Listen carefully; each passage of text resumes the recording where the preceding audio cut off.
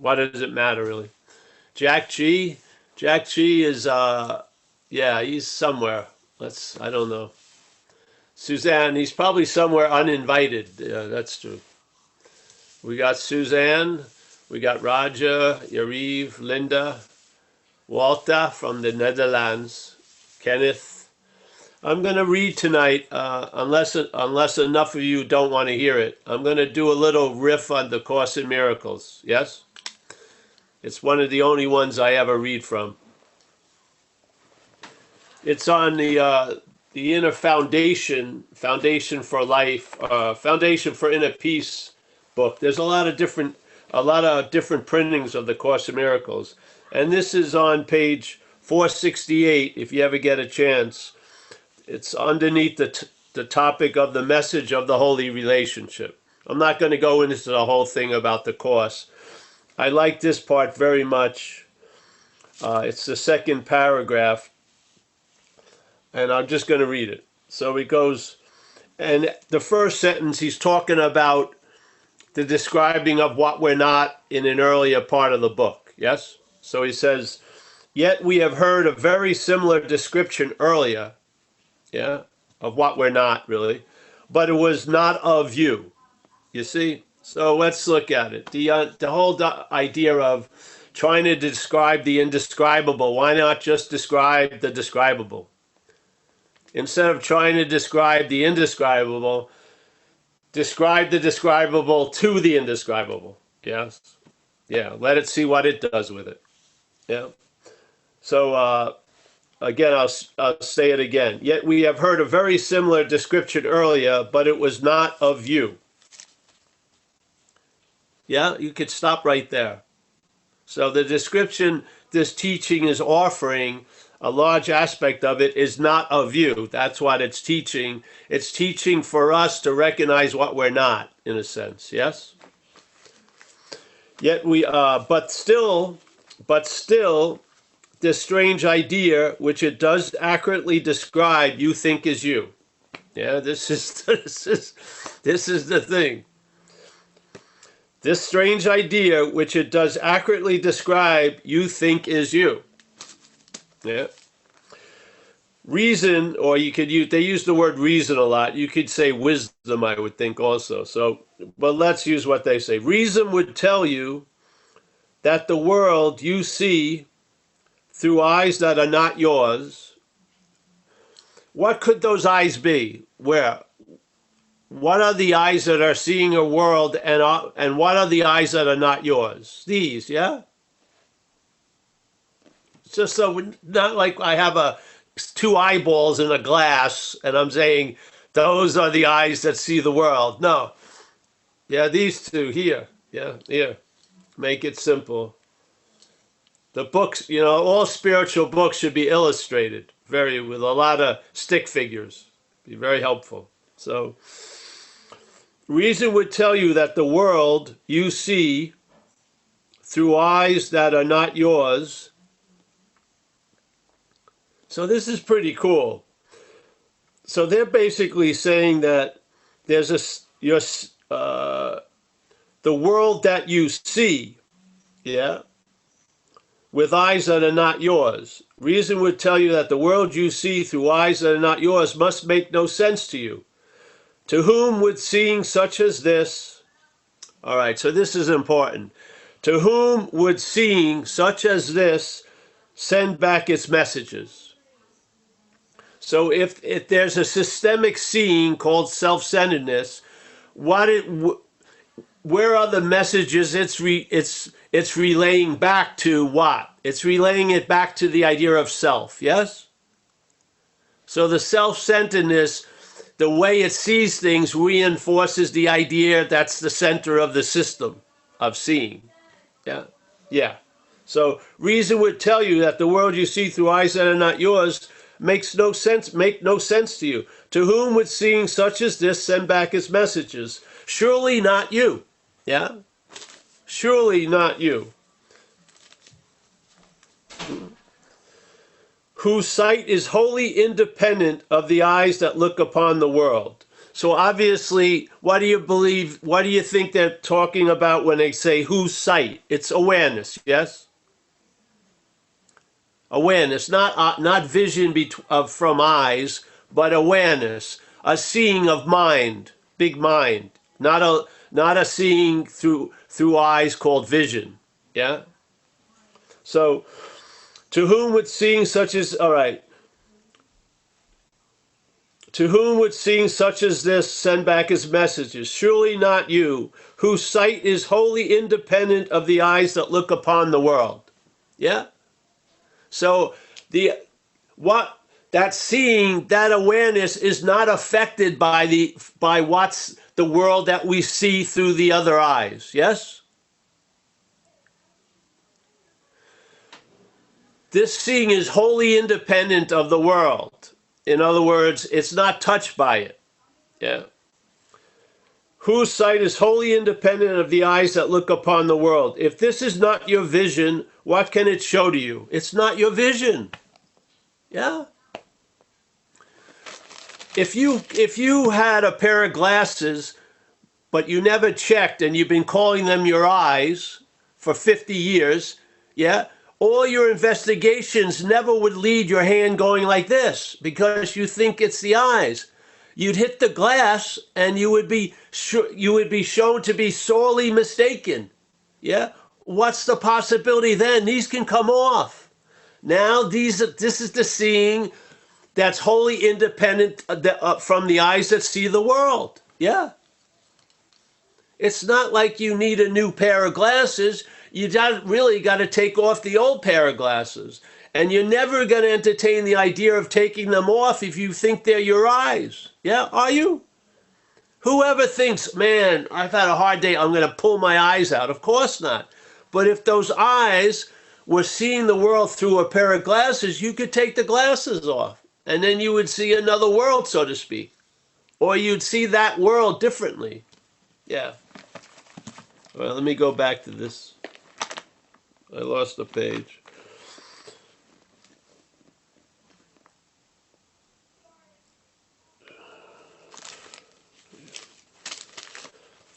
This is one of the most important parts. The brain cannot interpret what your vision sees. This you would understand. The brain interprets to the body of which it is a part. Yeah? So the information that's being taken through the action figure is being collated by an activity you would call from the brain, and that all that information is being implied to pertain to the body. Yes? Why would you want to take that direction if it's mistaking about your own true nature? Yeah?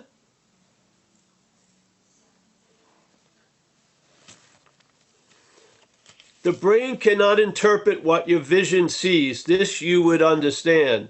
The brain interprets to the body of which it is a part. End of story. It's sort of like that statement, whatever can be perceived can't be perceiving. There's not much commentary about that. It's just, that's it, yeah? In this case, the brain interprets to the body of which it is a part. Yeah? So it's sort of like the system that's producing the problem isn't going to give birth to the solution. Yeah, it's a loop. The system reinforces and implies the system that it's a part of. Yeah. So if you're listening to a systemic information center, it's going to inform you that you're the system. Yeah. That's its job. It's trying to change that is a mistake. You're not seeing it something. Yeah? You're still seeing it as you, and that you has to be changed sufficiently to become a better or a bigger or a transcendent you. That's not necessary. You see it's not you. That's all. Yeah? So the brain interprets to the body of which it is a part. But what it says you cannot understand, yet you have listened to it. And long and hard you try to understand his messages. You have, all right, so here he goes. Denying what you are. Now, who the hell feels like they're denying what they are right now? Probably nobody. Actually, we're affirming what we are, being here with the hopes that we'll see something and travel lighter, let's say, yeah? So no one sees the denial of what they are, yeah? But what happens is, this is a dualistic event, so the denying of what you are and firm in faith that you are something else. So the firm in faith that you are something else is the denial of what you are. Now, when you hear a message like this, it's meant to sort of have a check on you and see if what you call you is firm in faith in something else. Yeah? If that's the case, then the obviousness of your denying what you are by that activity is obvious. Yes? The clarity is there. Denying what you are, so let's say it the other way. Firm in faith you are something else is the denying of what we are. Yeah. This something else that you have made to be yourself. This something else, this idea of Yariv or Paul, framed as or pictured as a body, remembered as a body, worried about in the future as a body, yes? This Yariv, yeah, that is the something else. So, denying what you are and firm in faith that you are something else, that's the something else. Yeah? This something else that you have made to be yourself becomes your sight. Exactly. This is like a perfect diagnostic. If you can just let it in, it's a perfect diagnostic, and maybe you can take this x-ray and apply it to you and see if it fits. Yeah, that's the point. Then if it fits, the medicine will make sense. Yeah? The brain, all right, so here. Denying what you are and firm in faith that you are something else. That's the only way it can appear that you are something else, through faith. Yeah? Now for me, faith is just a force of mind. And it's going to manifest by the vehicle it's put in. So if you put faith into this something else, it's going to appear to be you. It doesn't appear to be you by itself. It has to appear to us to be you. Yes? The faith has to have us believe in it. It's not just appearing to be you. The faith is what it makes to be, what it gives it the power to appear to be you. You see? That faith could be directed differently, not by that you, but by admittance of what you're not. And then that faith that's so firm in that something else may go to what you are. And now you'd be in a whole different condition, which is firm in faith that you are what you are. You'll have the eyes to see what you're not, basically.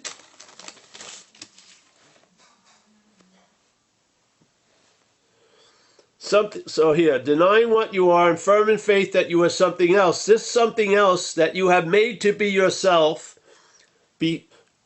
becomes your sight. Yeah? This is what we rely on. We rely on how the brain sees this world. And the brain sees this world based on things. Yes? When you're pictured as a spiritual person, you're pictured as a thing. That's spiritual.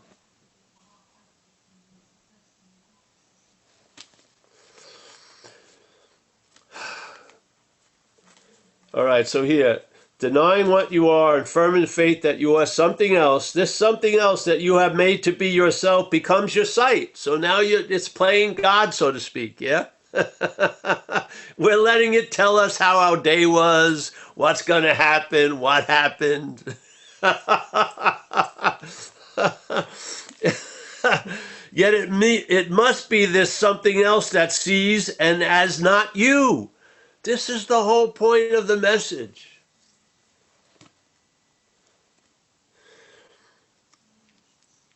It must be the something else that sees and as not you explains its sight to you. Ad nauseum. On and on and on.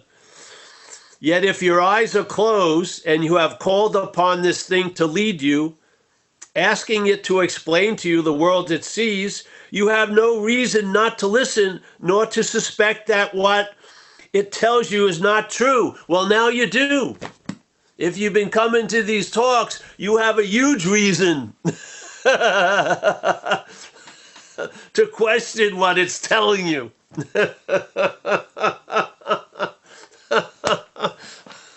I mean, here, this is the beautiful statement, really. All right. So if you're under this influence and you are taking yourself to be that something else, yeah? And your eyes are closed and you're relying on this to tell you what's going on, yeah? You have no reason. Oh, it's you have called it to tell you, asking it to explain to you the world you see. You have no reason not to listen nor to suspect that what it tells you is not true. Well, we've just changed that, I hope. Now you have a huge reason.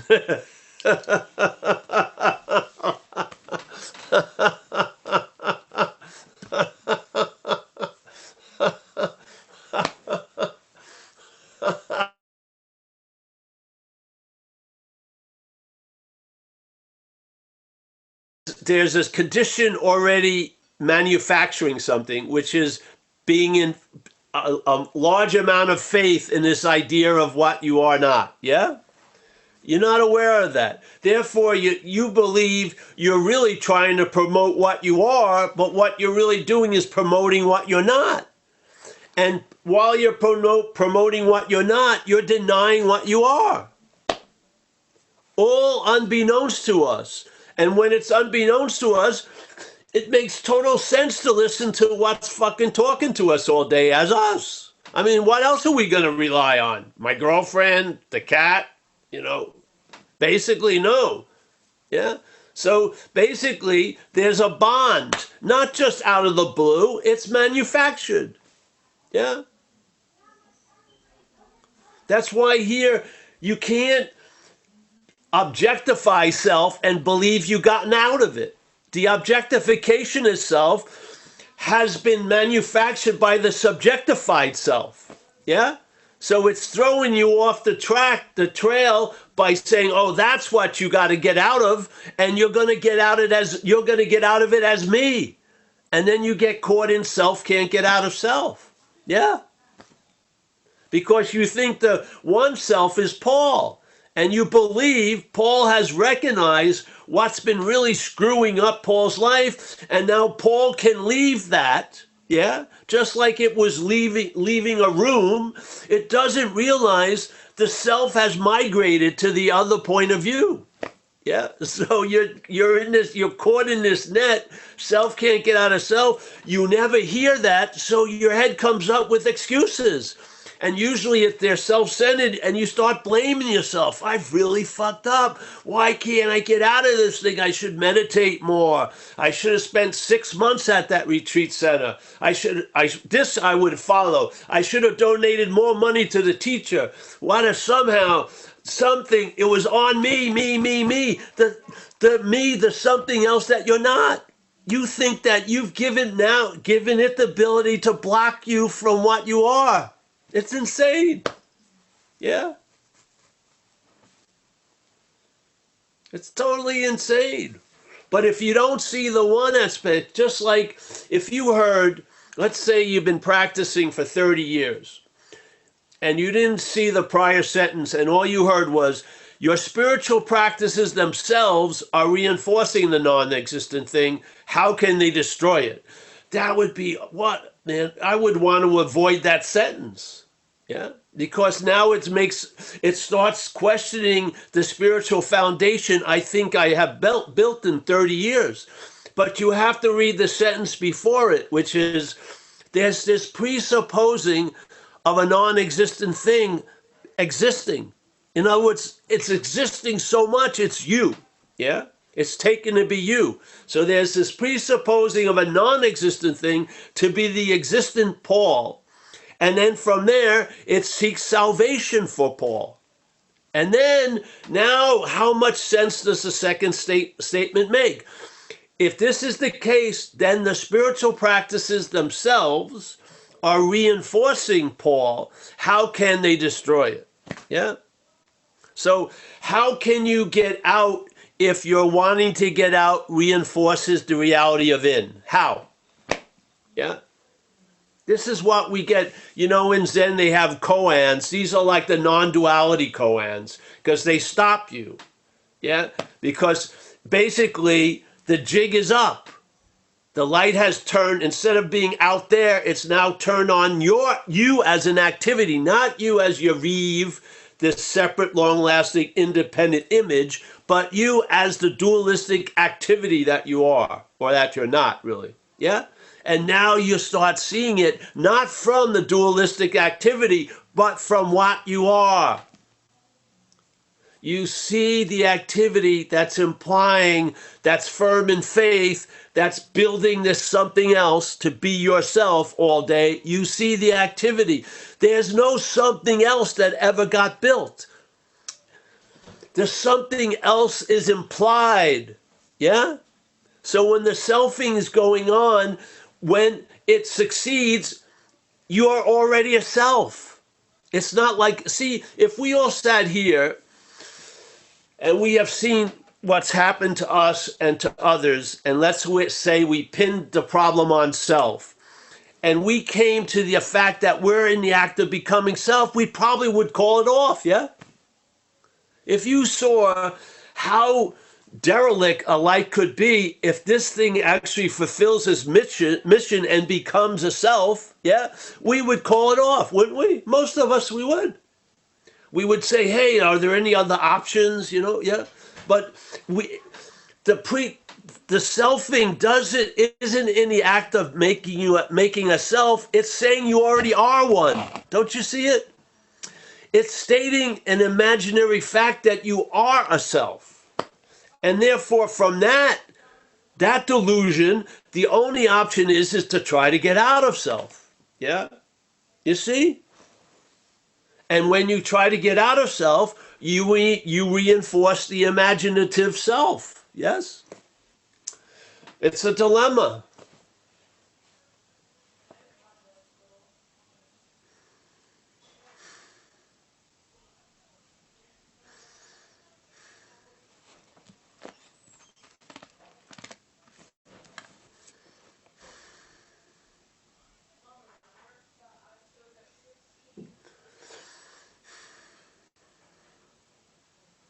So the presupposing in this statement by Ramana, the presupposing of the non-existent thing, the pre is very important, right?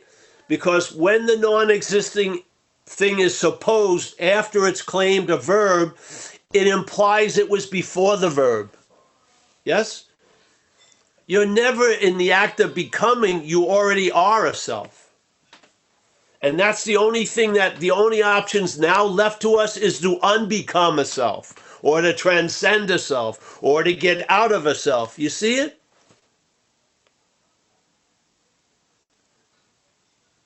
If you went above and you saw it, you would see that's the jail in a way. Yeah? The bigger aspect of the jail is not the in, it's the out. It's your wanting to get out of it that makes it so much an in. And the only option we're given by the mental state is, well, you already are a self. You've been one for 50 years, 60 years. And if things continue as they have, you're going to be one. So, hey, start rehabbing, start socialize, you know, make it a service animal, a fucking whatever.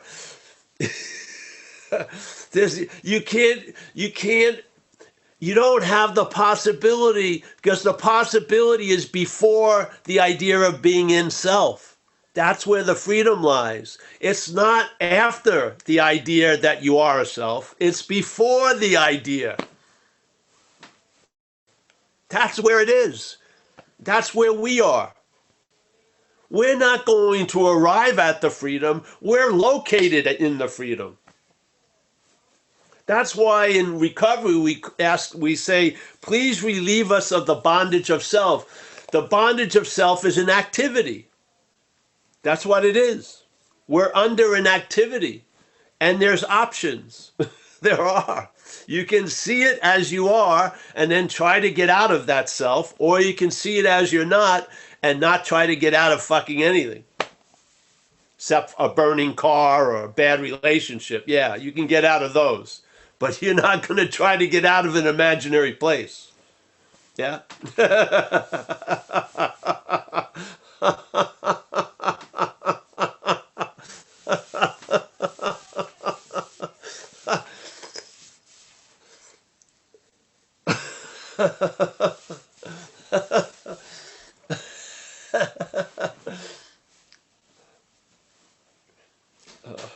Yes. All right. Well, you want to open up the Kraken gates. Yeah.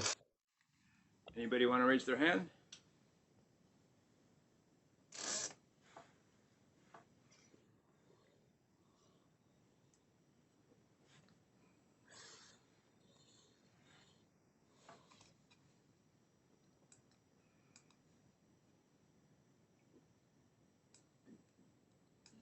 Wow, success. That's fantastic. It took 8 months, but it's finally happened. There's a silent roar in the crowd of the angels.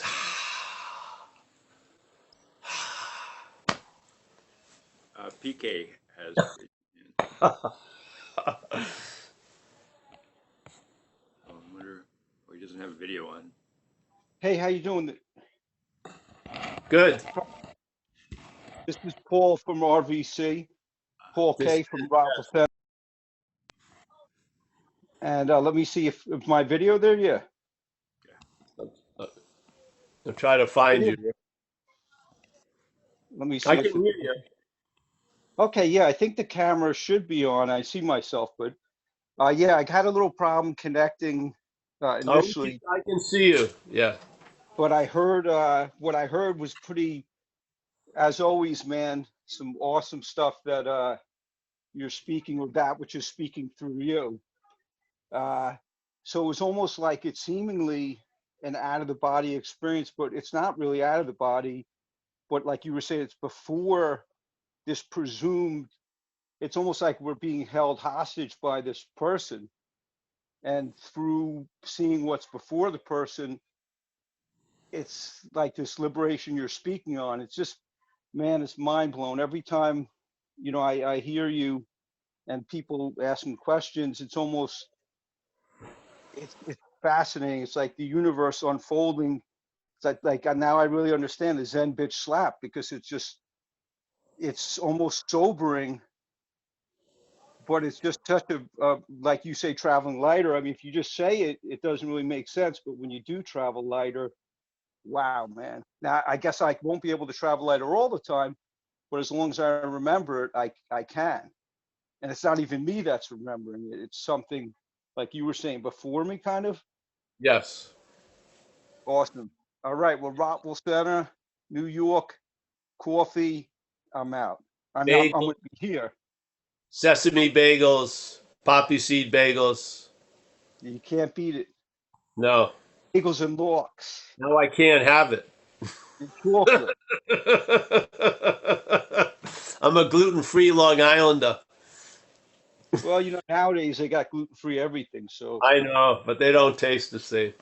that is true. So that was great. So yeah, so what you were saying, hopefully I can go back to the recording, because with my connection was dropping. So what you were saying initially was about with the eyes that you're Yes. seeing, but it's almost as if we're never alone, but there's always this awareness of us that's there, and then there's like the story of us, the seeming sense Yeah. of us. Yes. That's One's great stuff, one's man. based in time and one's based in timelessness, let's say. Yeah. Yeah, I love it, man. I'll So tell you, man. basically one's always available at all times with no requirement necessary. The other is a different story altogether. So it's almost like it's like a case of mistaken identity where we're constantly forgetting that. Yeah, but then when somehow you get Zen bitch slapped, it comes back to you, and then it's like a cold water, splash in the face, and you're like brought back to your Yeah. natural state. Yeah, but let's look at it in a dualistic manner, and I don't believe in remembering or forgetting. It's not we're forgetting what we are, we're remembering what we're not. Right. So like you Yeah. said, a negation, right? So yeah, so when you lose interest in that activity of remembering what you're not, then yeah, there I you love it. go. And then when the what you are becomes obvious, you realize it's never been forgotten or remembered. It just is, yeah. It's a whole different. It's not of time. It's not of appearance. It's not of coming and going. Yeah, I don't know what it is, but I know what it ain't. Yeah. So I'll tell you, man, and for me, it's almost like I get it now when like you just start people when they're talking to you will just start laughing because in a way, it's almost like an absurdity, but in a way, this is like a high that so far for me, I don't think on any drug I ever took, it was never as, I've yeah, never gotten as high as I have on life itself. yeah, and It you is can't hard, get man. pulled over for this one, Right? which is Under the nice. influence, right? It's Under the nice. influence Yeah. of that which is infinite. Well, thank you, Paul. You are awesome, and it's great to be here, man. Well, thank you, bro. I'm happy to connect with you in Long Island. Well, I'm Yes. Long Island City now, but I part of me is still, somewhere on Long Beach Road or Yeah. Oh yeah, I love piggyback Long my Beach. way up Long there. Beach was great. Yeah. Were you around when they had that place, Dirty Dick's, at the end of Long Beach Road? It was Oh, a dumpy bar right at the end of Long Beach Road when it hit the beach. that was probably somewhere in some lost brain cells. Yeah, yeah, it was trippy. Well, doesn't matter. Nice to Yeah. see you. Awesome, man. Thank you. Yeah. Anybody else want to raise their hand?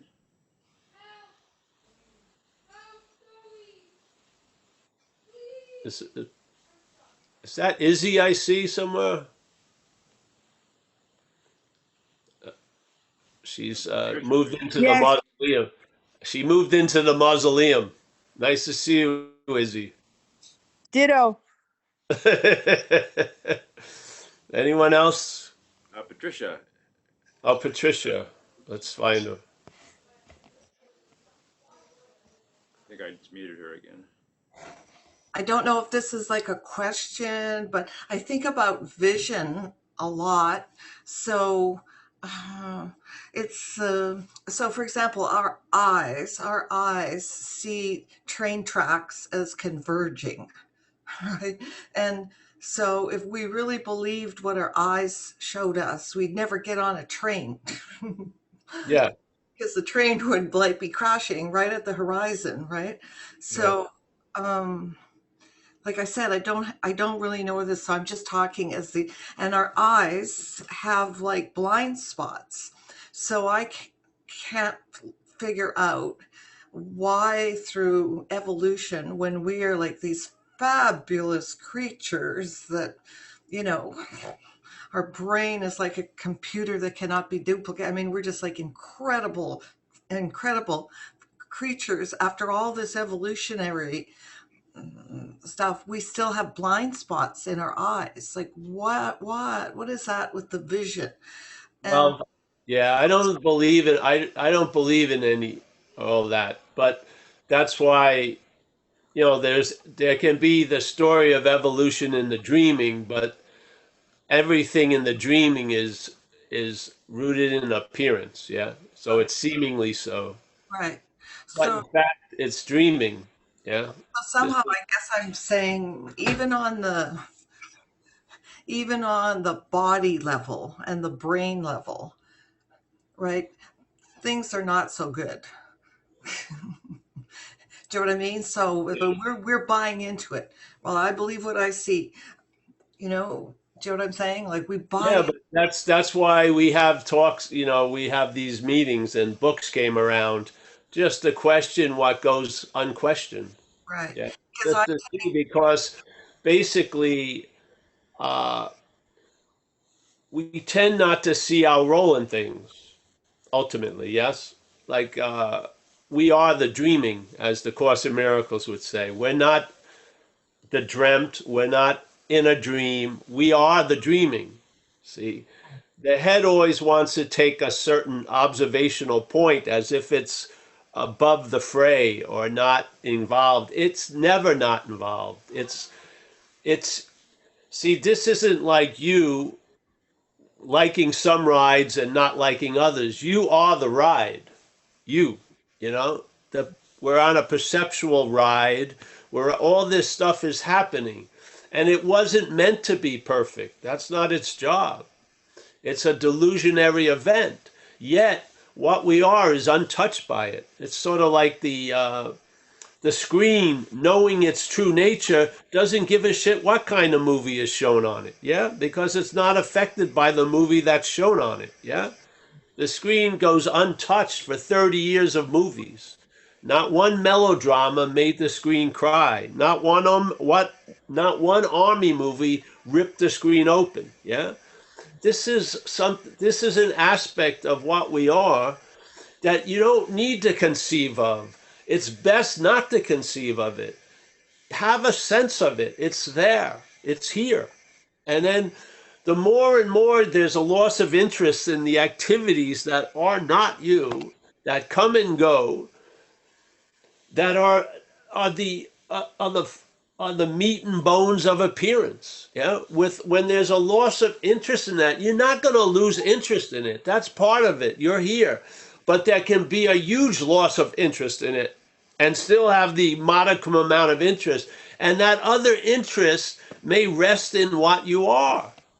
And therefore, that's the basis of traveling lighter. Traveling lighter isn't learning how to manage everything and duck and dance around this. It's an ability to outshine circumstances and situations, not based on any activity that a circumstance and situation put itself under, like any discipline, but what we are as prior is outshines what comes after it. Yeah. So this lends itself so that the event of Paul can travel lighter, where Paul came to a very, very sobering conclusion that it was really the cause of the heaviness.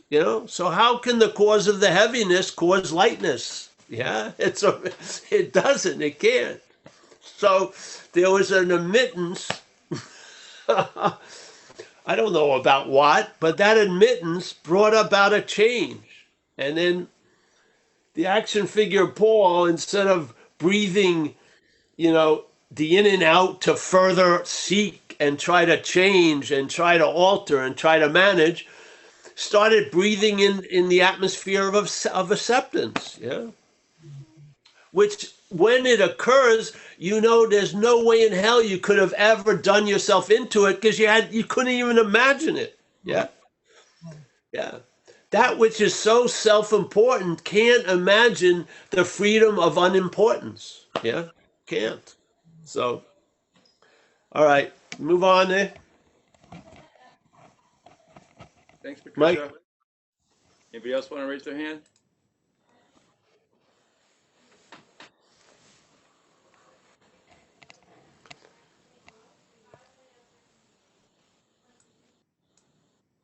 Gary, hi Gary. Gary. Hi. Hi, hi, Paul. Hi, Hey, Mike. Gary. How you doing? Hey, pretty good. Pretty good. Um, I had a little miracle in my life today that that was pretty cool. You know, not I had to move this cat from one place to another, and this is like the cat from hell that's going to put up all the stink in the world just not to do it. But it was a miracle. The cat came. I gave it some drugs, and it calmed down a little bit, and the thing just fell into place. It came in the back door. I was giving it some food, and I was really sneaking it into the cage, and it was in there before it was all. I knew it before Cat knew it, and I just was thinking about how you say, we forget miracles. It was a miracle. It all just fell into place, and my mind had thought, oh, this is going to be, we're going to have all the trouble in the world. And that's just off the top I wanted to say. But the other thing was, I Your volume, your sound isn't good. was thinking while you're talking, I read this book. No? Well, if you can't hear me. I can hear you now. I can hear you now. Okay. Anyway, there was this fantasy author named Piers Anthony, and he came up with this thing called a Hypno Gourd. And whenever anybody looked at it, they were immediately hypnotized, and they thought they were in this world that was inside the gourd. And they could not put it down until somebody else came along and knocked it away. You could call that a Zen bitch slap. Yes. I keep thinking about that when you're talking about this whole, it's like a whole world that we're convinced we're in, and we're playing this part in this whole different drama until somebody knocks it away and it's not there anymore. Well, you know what? We can even say this though, Gary. We're gonna take out one more action. You don't even have to knock the gourd out of the hands. It can look like it's happening, but it's not happening. So nothing has to change whatsoever. Yeah? The conditions don't have to change. It can look like you're looking through a gourd in a world. Yeah? Nothing has to be knocked out. Yeah. Just like maybe somebody tapped you on their shoulder and you're what happens if there's the feeling that you're back looking into the gourd? Yeah? So you feel like you have to have it knocked out not to be able to go back to that. But I'm saying you've never been in that gourd. Yeah? Yeah. So nothing needs to happen. Nothing needs to happen at all. And yet shit happens, obviously, but nothing needs to happen. See, once you put one requirement, it'll build on that, add some time to it, some other requirements, and there you are. Now you're a distance from that which you could never leave. It's crazy. Yeah? Yeah. That's cool. Yeah. So it's not a 3-step process. No. It's a no-step process. No, exactly. Sometimes we have to fake like we're undoing the steps, but when when the steps were undone, there was no need to undo the steps. But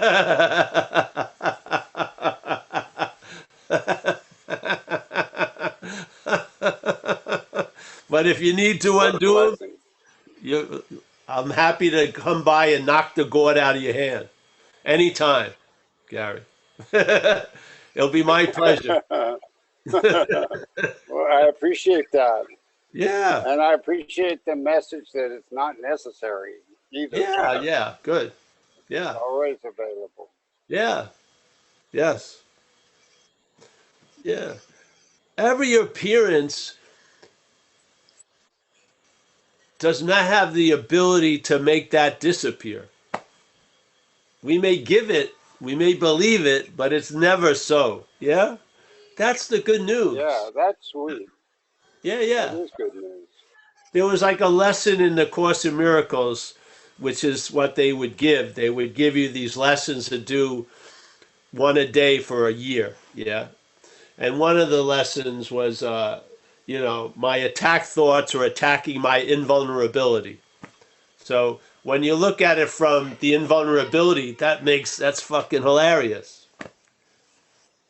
There can't be an attack. How can you attack invulnerability, or succeed? Let's say, yeah. So this is sort of like, uh, it looks like there's attack thoughts, but there's nothing for the thoughts to attack. Yes, Yeah, that's sweet. Yeah. Now that doesn't mean you need to understand that or not. You take it as a fact. Yeah. yeah, See if it works. yeah. I can just rest. Yeah, yeah, why not? When all the huffing puffing is done, you're still exactly where you've always been. I mean, what's the point? Yeah,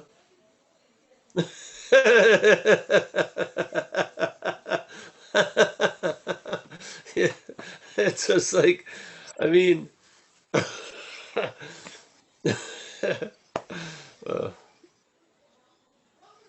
people they get on a train of thought and they think they always come to, they never left the station.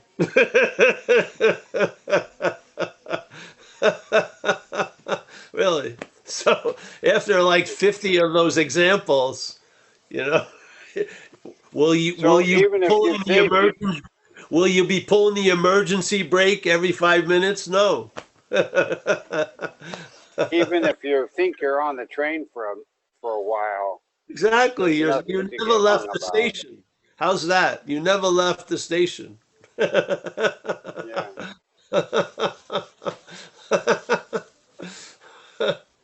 I mean, really. There's a certain, like, let's say you're the butt of a joke for a number of times and then you finally get it. Yeah. You don't have to be the butt of the joke forever. You get it like 50 times, 10 times, once maybe, and then there's a moving on. Yeah. Yeah. Yeah. More gets revealed.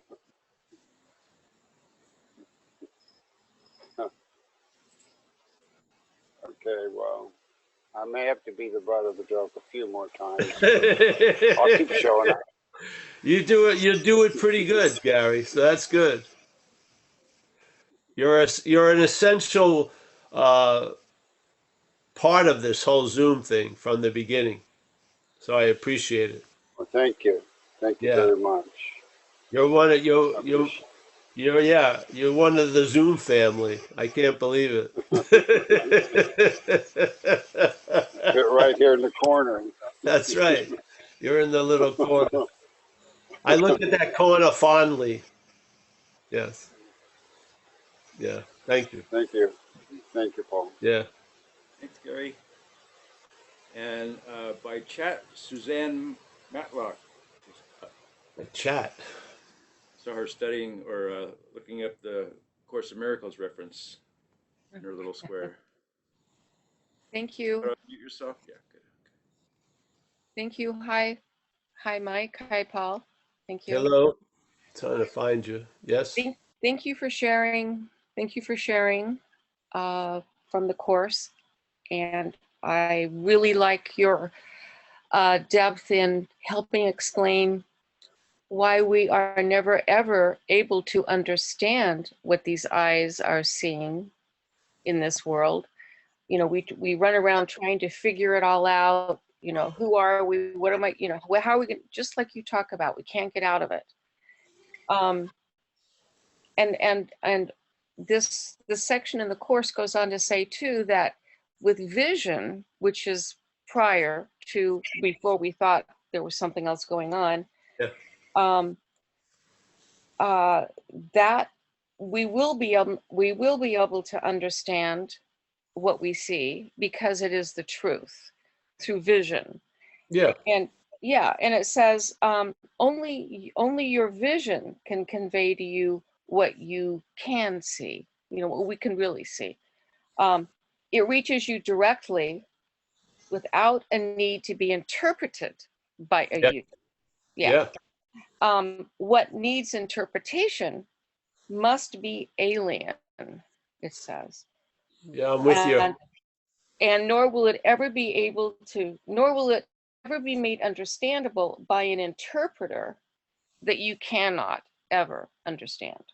Yeah. So it's again, it's that recognizing the futility of trying to understand what we're not and try to make it work.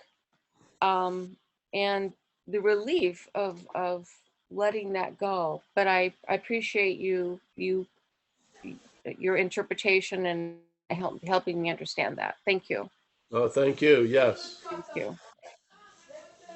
Yes. The thing is, we still have a strong presence of living, yeah, yet we're swamped by an interpretation, which seems to come in without volition, really. It's just playing, and we're awake, so we hear it. But for many of us, it went to another phase where we're listening to it. We're relying on that something else that has been manufactured to tell us about ourselves, about them, about the world. Yeah. So we say this in recovery.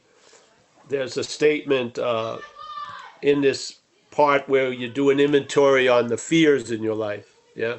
So he says, "Why are you in so much fear?"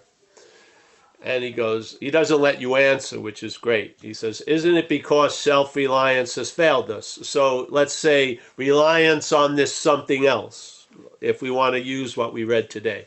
So or you could say firm in faith in this something else. That's what reliance is, isn't it? Really. So firm in faith or reliance in this something else has failed us. Yeah. Now, usually, and we have been witness to that for many, many, many, many years. But what happens because of the dominance of the system, it only furthers us to blame ourselves or others for impeding our ability to get it together or to transcend or whatever it may be. And therefore, many of us have gone over every self-centered reason why something didn't work, and it had all to do with us or to them. Yes, it had to do with a thing, either that thing over there called Dan, or the judge, or the policeman, or the girlfriend, or this thing. Yeah, and usually, ultimately, it goes here. And so you just get beat up and beat up and beat up, and hopefully you don't die, and you get to a point where it hits a critical mass, and then the system collapses on itself. It put too much weight on the paper roof, and it collapses, and maybe you see it anew. You see it in anew from that which can never be denied, but was always being disguised by the act of denying it. But it can never be denied, which is beautiful. And so now you see the futility of trying to use that which can't communicate, use that which, yes, on and on and on. And in that futility, something happens. Yeah. Right there, something happens. And then what seemed to be completely out of reach and impossible can become readily apparent. And now you're seeing blue as blue and red as red, and things become clearer. Not through any heroic effort, but by a losing interest in that which cannot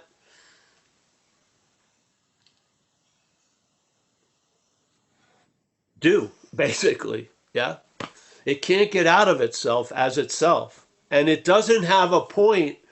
Its programming ends at it will never get self can't get out of self. All it does is when it gets an experience of failing, it just pulls back, gets in another vehicle, let's say drugs, spirituality, money, yes, and it just keeps on keeping on. There's no point where it ever gets to it never flips from that programming. Yeah. So this is why there's so much relief in self can't get out of self if it's not seen from self. There's a huge amount of relief from it because it wasn't because you didn't do enough or you weren't enough or you didn't concentrate enough. It had nothing fucking to do with you the way you think it did. Nothing. Yeah? Ah.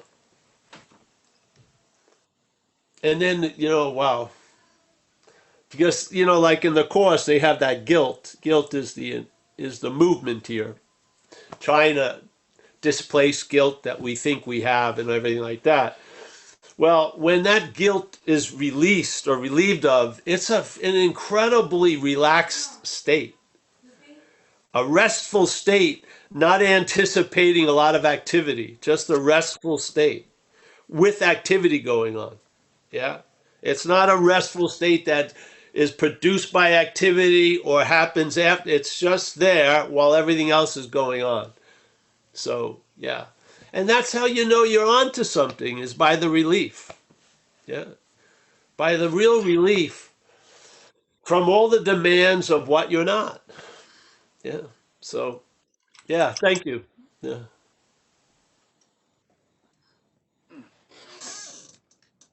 Oh, thanks a lot, Suzanne. And Tony K. Hey, Paul, can you hear me? Yes. Great to meet you, man. This is my first meet. Just recently discovered you, and yeah, I can't stop listening. So, thank you.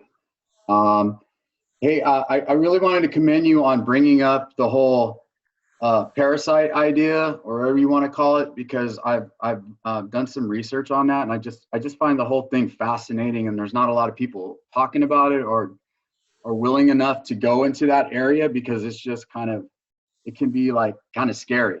So I guess my question to you is, I'm not sure how to even ask this, but like, I always wonder, like, if when I'm out and about, just in my physical environment, being in the dream of whatever the avatar, my 3D human avatar, whatever you want to call it, it seems like, is the world, like everything in it, like the physical environment, posed to keep you in self? It just seems like everything is just like, my external world is like poised to keep me in self, like trapped in self.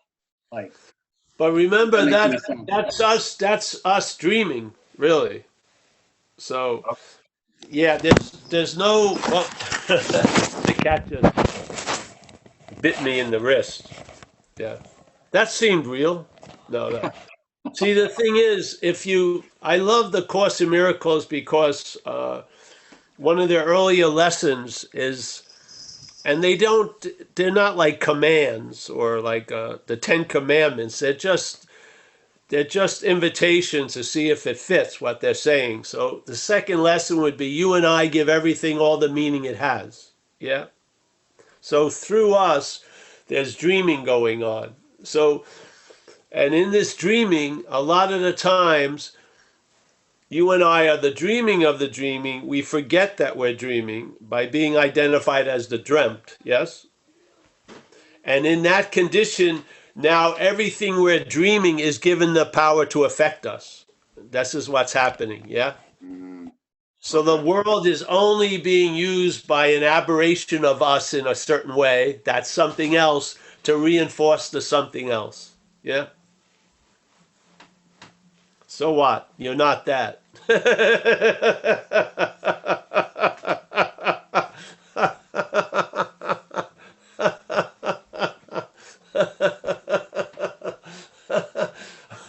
Could you imagine how many businesses would have to close down if it was not non-self-care? If there was non-self-improvement, would there be any need to improve? No. So the self definitely is the currency of the marketplace here. Yeah. It's all right. We're all counterfeit. We're all fraud. We're all counterfeit bills.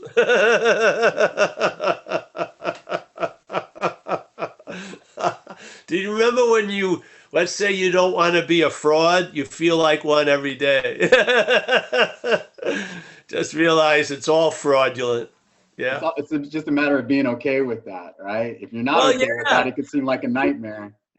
Well, the thing is, it seems really terrible if there's a you, but if there isn't a you, then so fucking what? Yeah. But the you is very concerned about being a Yeah, fraud because it's yeah. completely fraudulent. That's the whole point.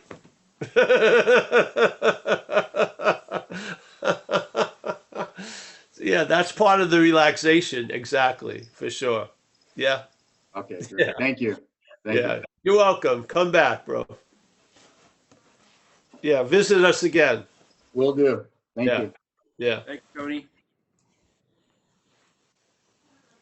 And I'm while we're waiting for another hand, maybe, I was going to mention the recovery meeting yesterday, the story that Meryl, I think her name was, brought up. Yes. And so it was just a really nice example of in the moment while you're not looking to have a hit of, for her, it was to have a non-hate, non-angry experience towards a member of her family that she had always experienced that way. So she was, relying on the past, so just continue to repeat that story from other people and herself, doesn't matter. And then just her delivery of how, by the similarity of her holding her own child, with the similarity of this person having been a child held by her grandmother, just the obvious not difference. So she was really cool about sharing that. And it's just interesting too how that we can't convince other people by our own experience of this, like this way the story comes out. Because one reason I love that story was I had it seemed like the exact same experience once at a wedding where the daughter was getting married, and I had known her parents and really enjoyed their loving relationship. And so just in a moment, I saw the daughter up there with her husband to be, and it was just that love, So I and I even turned to Greg and kind of told him about that, and so that's just part of what I wanted to share is like it's not like me saying go listen to this woman in our recovery meeting yesterday as though that's going to really tell you or that I could have ever told Greg or anybody else, but the theme is just really cool that we can, you're right, and we can just gotta tell each other we can. I don't know. Anyway, it was a great, so if you want to check out the meeting, it was a really nice delivery. Yes, Merrill. Yeah. And Well, another, remember, like in recovery, in people who enter recovery, start seeing, they start having tons of coincidences, which is sort of like the higher power just being anonymous. But they start realizing, like the choreography of their life, yeah, with a whole different, with different eyes to see it. It's exactly like we were sharing out of the course, yeah. Basically, just because we're just running one program doesn't mean there can't be many programs running. Yeah. So we're running under the self-centered program seemingly, but that doesn't mean it's totally inclusive and there's no other. Yeah. I mean exclusive and no other. There's tons of possibilities of seeing the same thing with different eyes. Yeah. Yeah.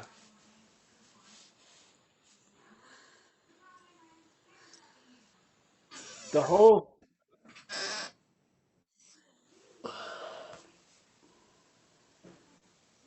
there's a difference in thinking you've learned how to get into the moment. A huge difference between that and the realization you can't be out of a moment. The realization you can't be out of the moment truly makes you always available in a sense, because there was no, you are not the important cog in it. You were in the perfect condition to be in the moment. Well, you may not be in that perfect condition a lot of times. It has nothing to do with you. You're just awake, you know? That's your basic fact. We're awake. Now, you can seem to not want to be awake, or you can seem to want to be awake. It doesn't change the fact that we're awake. Yeah? That's what non-duality is in a way. It's negating an assumed fact, which is duality. And once that interpretation of duality starts cracking, I mean, each crack reverberates into another crack, and then there's a seeing. Yeah? You still have the facade of how it appears, this or that, yes or no, but you're not stopping at the facade. Yeah? There's just a seeing. Yeah.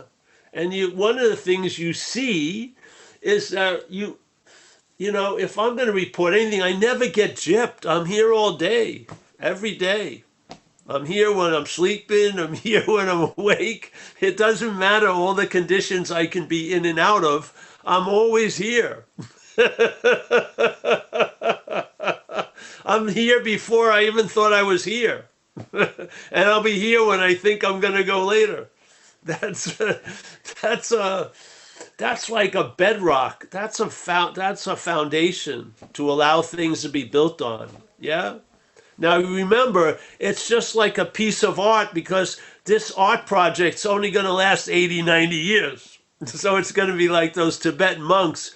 They make that beautiful mandala with sand for 7 days, and on the seventh day they just fuck with it. No, let me get a picture of it, and they just knock all the sand and swing it all around. It's beautiful. It's sort of exactly like that. Yeah? You're an art project, not an art installation. You're not installed anywhere.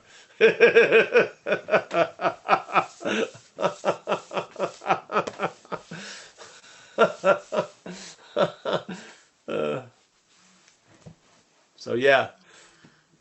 All right. I don't know what we were talking about, but let's go to the next one. We got the art of Mary up. Which is? Who's up, Mike? That's you. That's me. Hi, Paul. Who's this? Mary. Hi, Paul. Oh, Mary. Mary. Hi. How are you? Good, thanks. Great. You know, what you just talked about, Paul, when you talked about the possibility of other, I don't know how you put it, something like other programs or can be simultaneously happening even when the dreaming, or however you put that. And that's the first time I've heard you talk about that. And I guess, so this circles back for me, when you talk about, and I get it, when you talk about this, the screen, and it doesn't matter what atrocities happen on the screen or beautiful things happen on the screen is unaffected. And it almost sounds like, you know, like it's indifference, like a kind of indifference to my question is, when I got into AA, something, and this is why I'm wondering, you know, when you talk about this other program or something, that it was like my experience of the grace, and still to this day, and I don't know whether I'm making that up, but it's not indifferent. Like whatever this is, doesn't feel indifferent. And so I just wondered about. Well, that's a different, let's say, well, again, when we say something, let's say indifferent, there's a meaning we're giving that. Indifference, yeah? It may not capture the meaning that the screen is in. Mm-hmm. Yeah, yeah.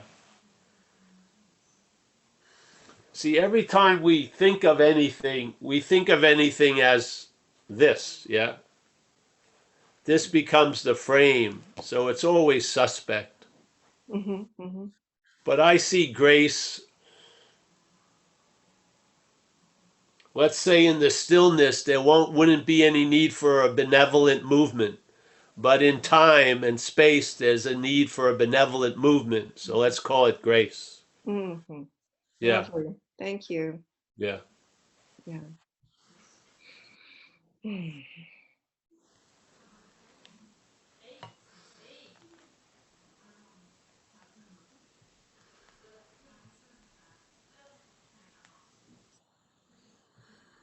I saw Natalie. I haven't seen her in a while. Oh, is that Natalie from Natalie, nice to see you, honey. Last in Greece? Hi, can you hear me? Yes. Hi, Natalie. Can you hear me? Where are you now? I'm in Costa Rica. Costa Oh, wow. Rica. Wow. You're getting closer and closer. Yeah, I'm traveling lighter. I have to share. So light you floated to Costa Rica. Well, I still have to go on. I still have to go on the plane, of course, and pay some money for the ticket. But it's amazing what happened here because I felt really how the traveling lighter, like this, um, you know, the observer, kind of the seemingly observer, is reporting back how this observer perceives the traveling lighter. So Yeah. this is how I sense it in me. It's not like I want to get something and it's right on my hand.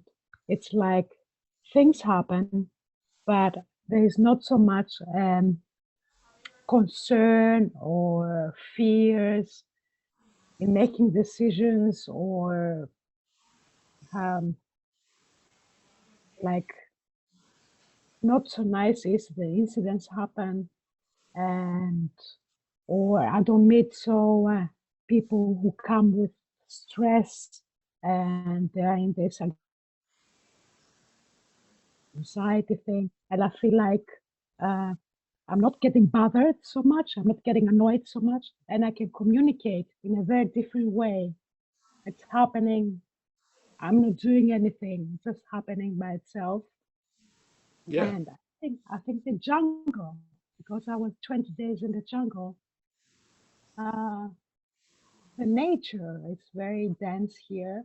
So it's the sounds of the nature are stronger than the sounds that human beings are doing. So it's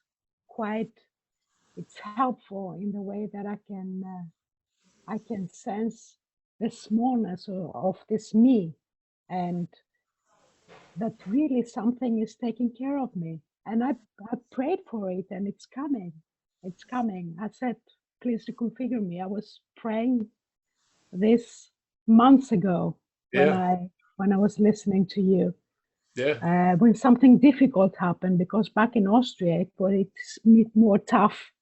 Here, where it's like, I don't know, I thought I was ready about it. I don't know. But anyway, I have to pay you a compliment. Yeah, you ready? Yeah. I put you in the same level as Ramana, really. I'm going to tell you a secret. I'm wearing white underpants right now. All I'm wearing is underpants now.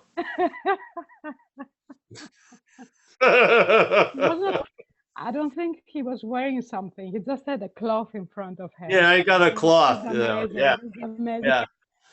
I got one with it's fur lined because it's cold. I got a little insulated. Hey, I wanted to share something with you too. But you know how you're in that bigness, but how you really appreciate the bigness, it allows you to feel the smallness. Yeah?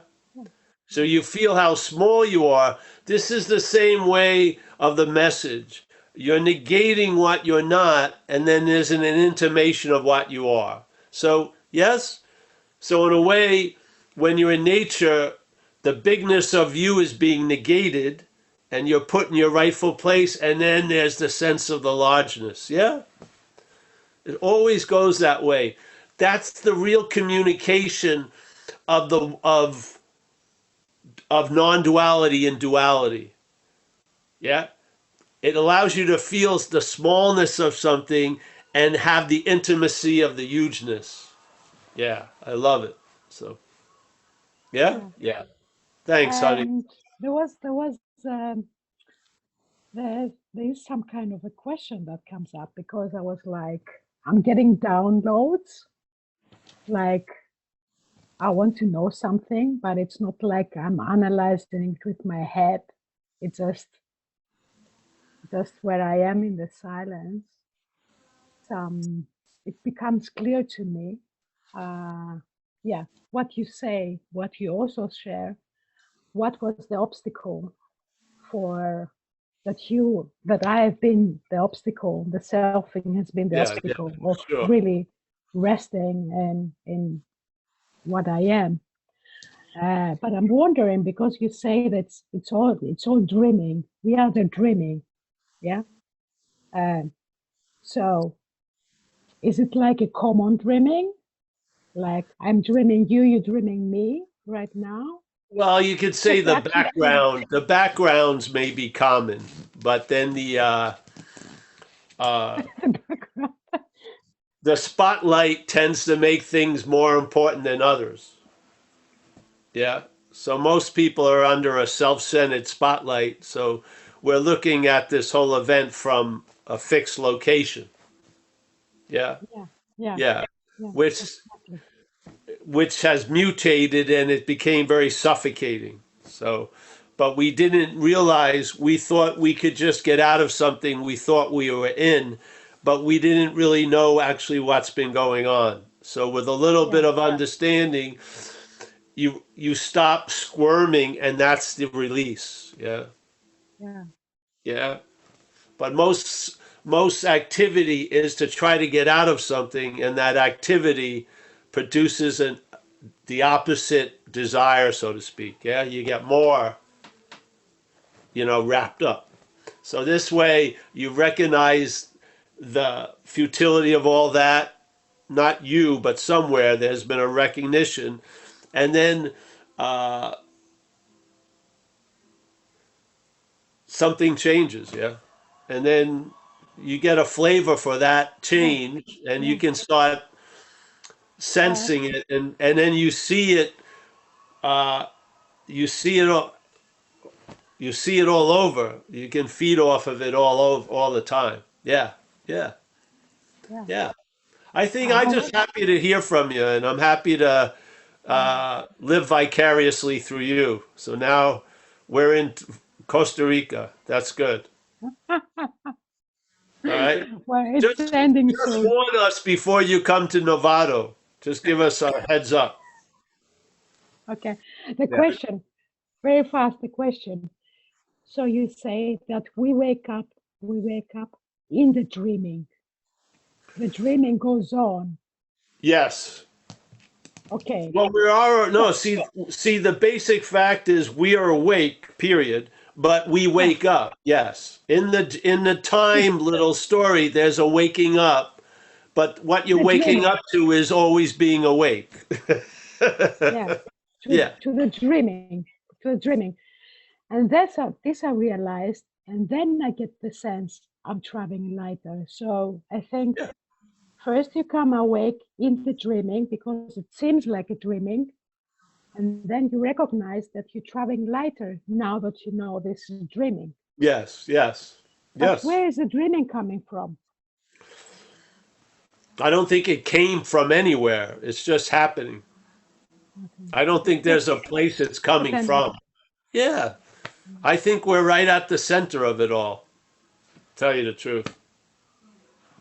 Wow. Really. Wow. We are the dreaming. On that level, I'm a true believer of the Course in Miracles. We are the dreaming. Yeah. Good to see you, Okay. honey. Yeah. Thank you. Thank Yep. you. And couldn't you say, like, there's the dreaming is dreaming the relationship of you and me, as well as you and me and her, so that it's the relationship that's being dreamed, and then it fills in the what is relating. So the what, the you, the me, the Natalie, and then it gets hung up a little bit on on what's supposed to be secondary, which is the individual points of the relationship. But otherwise, it's the relationship that's being dreamed, right? Well, Without, with, all relationship, yeah, not just the relationship. and the orgy of all of us in the squares, or the whole world. That's what I mean by you and me, as well as you and me and Natalie, as well as you and me and Natalie and all the squares. Yeah, yeah. Well, there's really not you or me. No, I know. So That's why I had to add Natalie, and that's why I had to add all the squares of the orgy, and because yeah, relationship is non-specific. yes, yes, yeah. Otherwise, yeah, then we get hung up on the points of the relationship, and then it becomes specific about. Yeah, well, if it becomes specific, then the polarity will also become, then it's us and them or me and Yeah, her. then it becomes the inversion. Yeah, yeah. That doesn't work well. Oh, we got two more hands up. Sorry, Hmm? we have two more hands up. Joel. All right, two more hands. Hey everyone. Hi Paul. It's good to be here with you all this evening. And Paul, thanks for the free samples, brother. Appreciate it. It's joining you from Virginia this evening, just so you know where I am. Oh, I see you now. Yeah, hold on. I just lost you again. Hold on. Yeah, I can hear you though. Yeah, I I've see. been this is I joined I think Tuesday for the first time live and not tonight as well. Great. I've been doing a lot of, listening to the pre-recorded. So thank you for everyone who puts that together and makes it available. It's I'm really grateful for that. It's funny that tonight you brought up Course of Miracles because I got given, Course of Miracles 2 years ago, and I'm sitting and I'm laughing to myself or however it is because I started going through the lessons, right? And I immediately wanted to know, well, where am I supposed to be getting to at 365, right? Where is this taking me? so as I'm keeping doing the lessons, and then I start doing like 2 a day or 3 a day because I want to go faster. It says Yeah. just 1 a day, right? And I want to go faster. And I see so now all this, what you've started, verbalizing out there, I see the selfing happening even with the Course of Miracles, that I couldn't even follow the directions of what it said to do. And I wanted to know, well, where am I supposed to go? And then I started listening to a lot of videos and I'm like, oh, it's this dream. And then the self took over. And it's like, well, I don't want to go there. I want to be here. And it's just amazing to kind of watch it. So, but Well, yeah, that's awesome. See, there's a lot of value in that scene, yeah. So especially when it's followed up with laughter. Yeah. yeah, and as I've been listening along and going back to a lot, and I find myself laughing with you, and I feel that there is an amazing like sense of lightness and relief in the laughter when you just realize the absurdity of this like identity. Yeah. It's like it's Yes. the worst case of identity theft in history, and I'm the Yeah. victim and the thief at the same time. So yeah, thanks, brother. I appreciate you and everyone for being here. Hey, thanks for the share. Very good. Yeah. And Joyce. Oh, I don't see your hand anymore. Joyce, are you there? Huh. Well, Joyce Does disappeared. everybody see the pictures on the zooms, all the squares? Mike? Does everybody? It depends on whether they select gallery view or speaker view. All right. All right.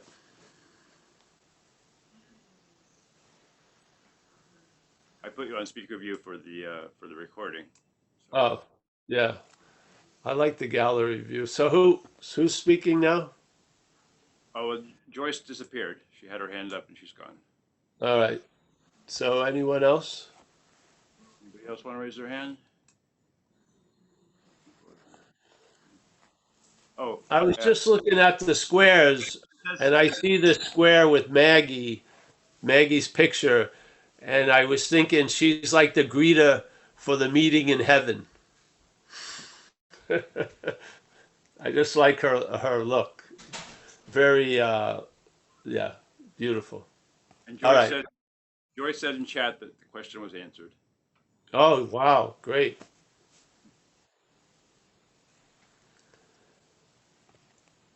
So if we don't have any more, we can end, eh? Or yeah, that's good. Yes, and when you're done, I do put it on gallery view, so the recording shows everything. Clifford, I just want to say hello to Clifford. Clifford, nice to see you. Chiang Mai, yes. Suzanne, again, thank you very much for that share. Fritz, as always. We got Walter in the Netherlands. Yes, Walter, one of my main men. Linda, you doing okay, Linda? Yeah, good, fantastic. Yariv, as always. Kenneth, nice to see you there in Toronto. Mika, where are you, Mika?